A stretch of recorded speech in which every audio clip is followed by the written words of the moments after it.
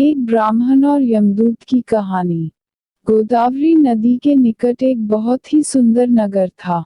उस ग्राम में एक बहुत ही बुद्धिमान ब्राह्मण रहते थे। उस ब्राह्मण का एक दोस्त था, जो एक पैर से लंगड़ा और बहरा था। ब्राह्मण का दोस्त दूसरे नगर में रहता था। एक दिन ज्ञानी ब्राह्मण अपने बचपन के दोस्त से मिलने के लिए उसके ग्राम में जा रहे थे।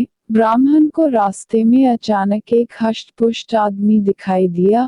वह भी उस ब्राह्मण के साथ चलने लगा, तो ब्राह्मण ने उस राहगीर मुसाफिर का नाम पूछा। उस मुसाफिर ने अपना नाम काल बताया। वह ब्राह्मण भी सोचने लगा कि मुझे भी काफी लंबा सफर तय करना है। मुसाफिर के साथ मिलकर चलेंगे तो रास्ता आसानी से कट जाएगा। अब ब्राह्मण और काल दोनों साथ साथ चल रहे थे कि अचानक एक नगर आ गया। तब काल ने उस ब्राह्मण से कहा कि तुम चलो, और मुझे इस गांव में थोड़ा काम है। मैं अभी काम समाप्त करके आ रहा हूँ। थोड़ी ही देर में उसी गांव में एक भैंस ने एक आदमी को लात मार दी। थोड़ी ही देर में काल उस ब्राह्मण के पास आ गया और बोला कि चलो। फिर वह ब्राह्मण उस काल के साथ चलने लगा। थोड़ी दूर जाने पर फिर एक नगर आया, तो काल ने उस ब्राह्मण से कहा, मुझे इस नगर में थोड़ा काम है। मैं अभी काम समाप्त करके आ रहा हूँ। थोड़ी ही देर में उस गांव में आग लग गई।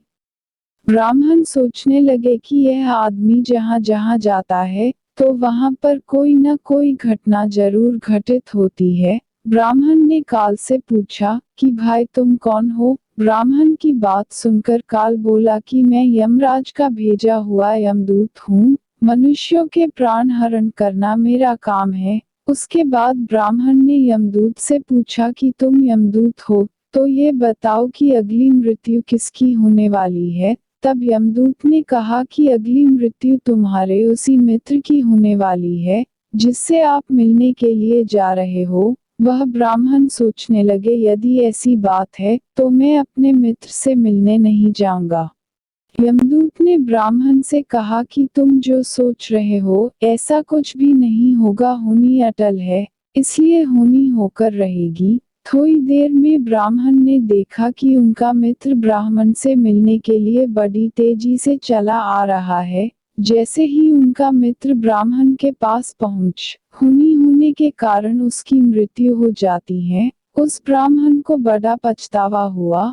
वह ब्राह्मण ने उस यमदूत से पूछा, अच्छा ये बताओ कि मेरी मृत्यु कब और कैसे होगी? तब यमदूत ने कहा कि तुम्हारी मृत्यु आज से ठीक 7 महीने के बाद दूसरे राज्य में फांसी लगने से होगी। वह ब्राह्मण फिर अपने घर गए और सीधे अपने राज्य के राजा के पास पहुंचे, और ब्राह्मण ने राजा से सारी बात बता दी। तब राजा ने राज्य सभा में यह प्रश्न सबके सामने रखा। तब उस राज्य सभा में यह फैसला लिया गया कि यदि ऐसी बात है, तो वह ब्राह्मण इसी राजमहल में 7 महीने तक रहेंगे। राजा ने ब्राह्मण के लिए राजमहल में ही सारी व्यवस्था करवा दी। धीरे धीरे समय व्यतीत हो रहा था। उस ब्राह्मण को नींद में चलने की बीमारी थी, और यह बात उस ब्राह्मण को नहीं मालूम थी। जिस दिन उसकी मृत्यु होने वाली थी, उसी रात्रि को ही वह ब्राह्मण राजमहल से निकलकर दूसरे राज्य के राजमहल में जाकर राजा के शयन कक्ष में राजा और रानी दोनों के बीच में जाकर सो गए। सुबह जब राजा नींद से जागे, तो उस ब्राह्मण को अपने शयन कक्ष में देखकर बहुत क्रोधित हुए। राजा ने उस ब्राह्मण को फांसी की सजा सुना दी।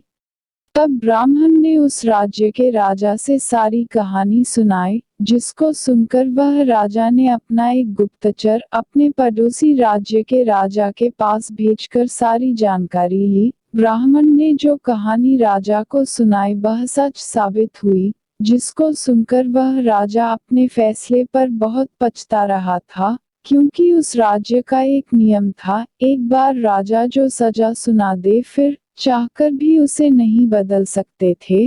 राजा ने राजसभा में सभी बुद्धिमान को बुलाया और इसका उपाय पूछा। तब उस राजसभा में यह फैसला लिया गया कि एक पतले धागे का फंदा बनाकर आप ब्राह्मण को पहनाकर अपना वचन पूरा कर लीजिए।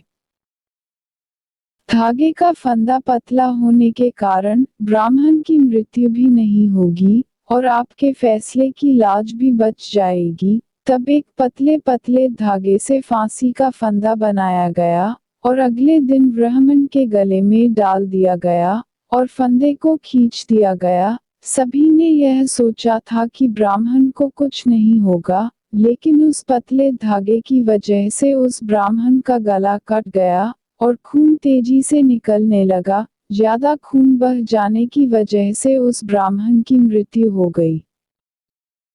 भाग्य में जो लिखा होता है, वो हर हाल में होकर ही रहता है, उसे बदला या काटा नहीं जा सकता है।